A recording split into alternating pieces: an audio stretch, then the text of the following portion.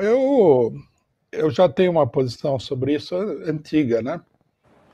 Isso daí é uma política, na minha opinião, como pegando assim como política em geral, né? Sem entrar no mérito político, assim do significado concreto da coisa, eu diria que é uma política totalmente sem pé nem cabeça, né? Você tem que lutar contra o, a opressão que existe no mundo hoje. Tem muita opressão no mundo hoje. Por que você vai atacar um cidadão que morreu em 1718, né? 300 anos atrás? É uma coisa que deveria surpreender todo mundo, esse tipo de coisa. Como política, é uma coisa totalmente sem sentido, né? Do ponto de vista ideológico, os grupos identitários, que são os que promoveram isso daí. É possível saber quem promoveu já, Rui? Olha, eu tenho minhas ideias, eu não vou me aprofundar nisso daí, porque o debate vira uma atividade policialesca, né? Você apontar o dedo. Mas eu posso dizer com toda a segurança do mundo que não foi nenhuma revolução, não foi nenhum grupo periférico, né? Não foram jovens da periferia, irados e tal. Essa é uma política que vem da universidade, essa é uma política de intelectuais, né? Intelectuais pequeno-burgueses. Isso daí, o negócio da revolução periférica foi para dar um ar popular para a coisa, como se fosse uma manifestação popular, mas não foi uma manifestação popular. O pessoal comprou lá uma quantidade de pneus, né? Até saiu no jornal que alugaram aí um carreto, né? O cidadão entregou os pneus lá, ele deu deposição para a polícia. Não tem nada. O negócio da periferia acontece como aconteceu no ato. O pessoal vai lá e começa a quebrar banco e tal, né? De maneira desordenada. Isso aí foi uma coisa bem organizada, na minha opinião, um golpe de marketing. Não foi nem uma coisa de luta. Mas eu não vou indicar aqui nada, quais grupos teriam sido, porque eu acho que não corresponde fazer isso aí. Então, e até foi uma coisa interessante, né? Porque um dos jornalistas nossos, o Rodrigo Viana, ele que tinha apontado que esse perfil na Revolução Periférica tinha sido criado nesse mês de julho, provavelmente para fazer essa ação. Isso gerou muito debate aqui, algumas pessoas defenderam, outras pessoas criticaram. Hoje mesmo eu entrevistei o Aldo Rebelo, né?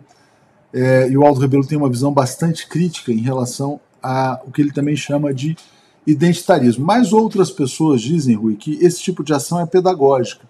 Por quê? Porque desperta a consciência do povo para a opressão, né? Porque, exemplo, Bandeirante Borba Gato teria sido um grande, teria sido um miliciano do passado. Então, ao queimar os milicianos do passado, você mandaria um recado para os milicianos do presente. Como é que você vê esse tipo de posição? Olha, eu acho que isso daí é uma fantasia política, né? Você quer mandar um recado para os milicianos do presente, você tem que, na melhor das hipóteses, colocar esse pessoal todo na cadeia, né? Você acha que alguém vai ficar intimidado porque tocaram fogo na estátua do Borba Gato? Não está mandando recado nenhum. E eu acho que é confuso, né? Porque, do ponto de vista da interpretação histórica, eles criaram um mito. Criaram uma espécie de Judas de Malhação, os bandeirantes. Os bandeirantes foram, não sei por que direito, né? Eles selecionaram os bandeirantes que teriam sido assim os vilões da história do Brasil. Como se não tivesse sobrado aí vilões. Acho que dentre os vilões todos, menos vilões são esses aí.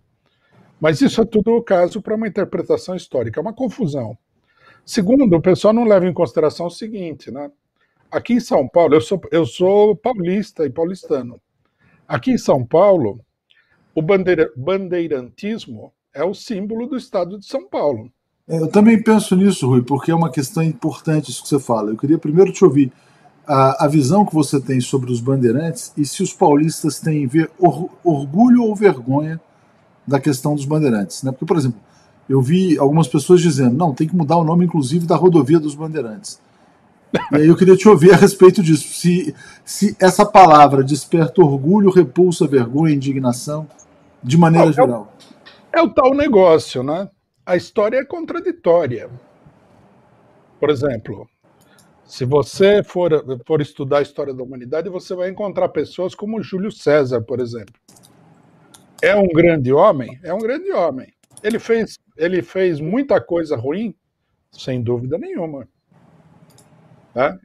Inclusive, ele é uma espécie. Ele deu um golpe militar em Roma. Mas a história é contraditória, assim. Você não Napoleão, tantos homens. Napoleão é uma pessoa crucial na história da humanidade, né? Porque ele levou a Revolução Russa na ponta da baioneta para a maioria dos países da Europa. Ele deu ele praticamente... A Revolução Francesa, Rui, a Revolução Francesa. Perdão, Revolução Francesa. Ele levou a Revolução Francesa na ponta da baioneta a vários países, derrubou as instituições feudais. Foi um fator de progresso. E ele era um ditador militar implacável. Ele não era nenhuma pessoa boazinha, né? Há pessoas que gostam na história de figuras como Gandhi, né? Eu não é o meu caso, por exemplo. Eu já acho que o Gandhi foi uma figura nefasta, acho que o Mandela foi uma figura nefasta. Esses pacíficos, eles todos encobriram a opressão. Então, quer dizer, a história é contraditória. Não adianta você chegar e falar assim, não, vamos apagar toda a história da humanidade onde existe derramamento de sangue, onde existem maldades, etc. E tal. Isso é uma fantasia de pessoas totalmente imaturas, na minha opinião. Não há como fazer isso daí, né? Então, os bandeirantes, eles são também, como muitos, figuras contraditórias. Não se sabe muito bem o que os bandeirantes fizeram ou foram. A pesquisa histórica no Brasil é muito fraca nesse sentido, né? Precisaria de uma pesquisa maior, até porque não há muita documentação nem nada.